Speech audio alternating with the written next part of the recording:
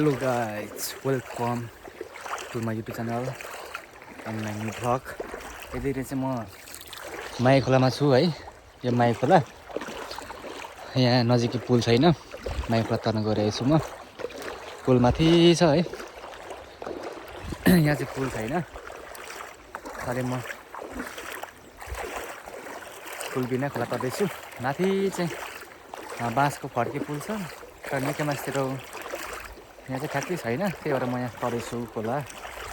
बुढाबुढा छ, ठाउँ ठाउँमा बल्ल भाँसिन्छ, ठाउँ ठाउँमा गहिरो छ। देख्न सक्नुहुन्छ यो माई खोला हो, इलाम जिल्लाको यस माई खोला। यो चाहिँ झापा पुग्छ। यो खोलामा चाहिँ हाम्रो बाउ बाजेको पालामा चाहिँ लगभग एक मन जतिको माछा हुन्थ्यो अरे। अहिले चाहिँ छैन, अहिले चाहिँ माछा नदेखेको धेरै भयो यो खोलामा। पहिले चाहिँ ठुल्ठुलो माछाहरू हुन्थ्यो अरे, माछा मारेर नाम्लोमा हालेर बोकेर हिँड्थ्यो अरे। अहिले चाहिँ छैन। यस्तै एउटा भङ्गालो फर्काएको राति, सोचे जस्तो मरेन।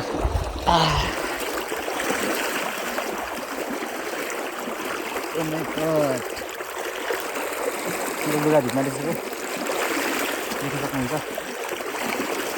ठाउँ ठाउँमा बल्ल छ, भाँसिन्छ। एकदम म होसियार भएर हिँडिरहेको छु, भरे फोन खस्यो भने फेरि बगाउँछ। त्यही भएर फाइनल्ली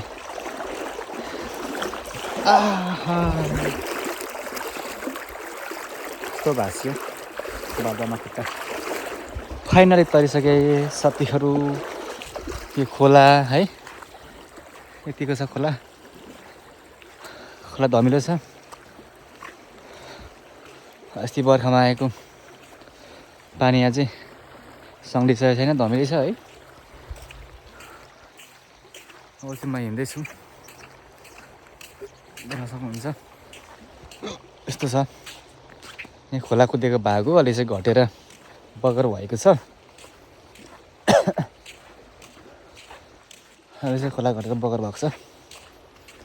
पुलले चाहिँ यहाँ सबै वारपार अस्ति असोज 18 गते र 19 गते आएको बाढी चाहिँ यो वारपार थियो क्या, महासागर भएको थियो। अहिले चाहिँ खोला घटेर यहाँ बगर छ, यसरी हिँड्न सक्ने अवस्था छ। भन्दै अहिले म मास्तिर पनि देखाउँछु। त्यहाँ चाहिँ बाँसको फड्के पुल छ, मान्छे हिँड्नको लागि चाहिँ वैकल्पिक पुल बनाएको छ।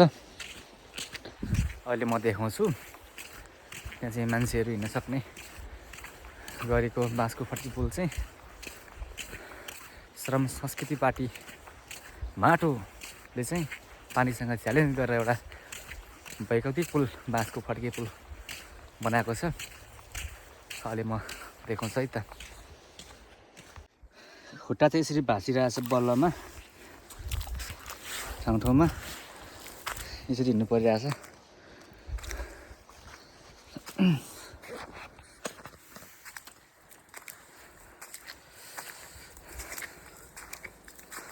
पुरै भाँसिन्छ है बल्लमा।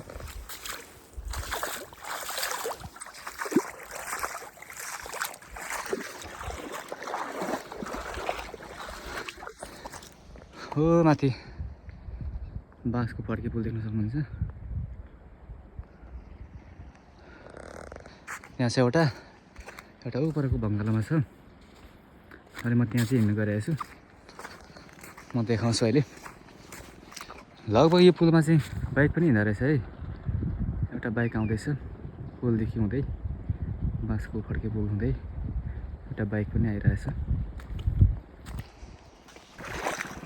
एउटा बाइक चाहिँ खोला तर्न आँटिरहेको छ, बाँसको पुल। र कसैको बाइक पनि तर्न सक्ने पुल बनिएको छ है। त्यो पनि धेरै राम्रो कुरा हो।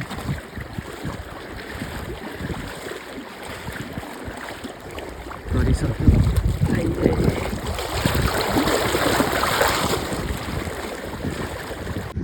देख्न सक्नुहुन्छ साथीहरू बाइक पनि मजाले हिँड्दो रहेछ यो पुलमा।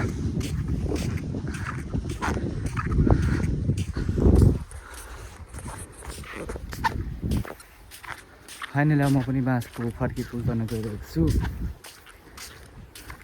देख्न सक्नुहुन्छ त्यहाँ छ बाँसको फड्की पुल, म यहाँ छु अब तर्नको लागि रेडी।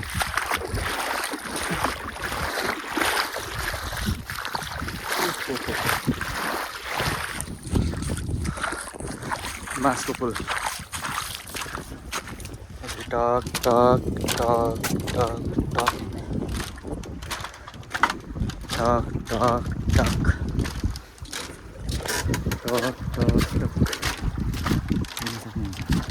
टक टक टक